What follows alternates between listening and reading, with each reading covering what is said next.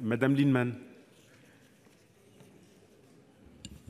Cet article a une vertu, c'est de dire on va obliger à une certaine date de ne plus avoir de logement qui dépasse les 330 kWh par mètre carré.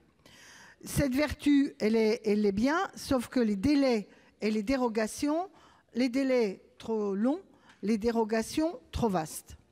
Parce que justement, le problème des dérogations qui nous ont proposées là sont justement les endroits où il y a le plus de fragilité thermique.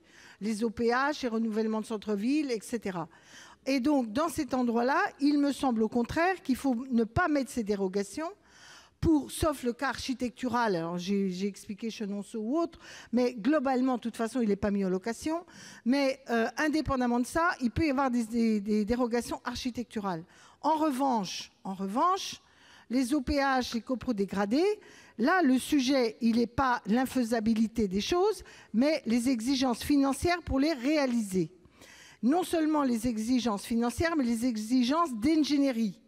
Moi, je crois, j'en ai parlé hier, il faut qu'on mette un système qui permette de mettre dans les copropriétés un portage collectif de la remise en état des passoires thermiques, étalé comme on le fait pour les OFS pour le foncier, avec des prêts très longue durée de la Caisse des dépôts et consignations.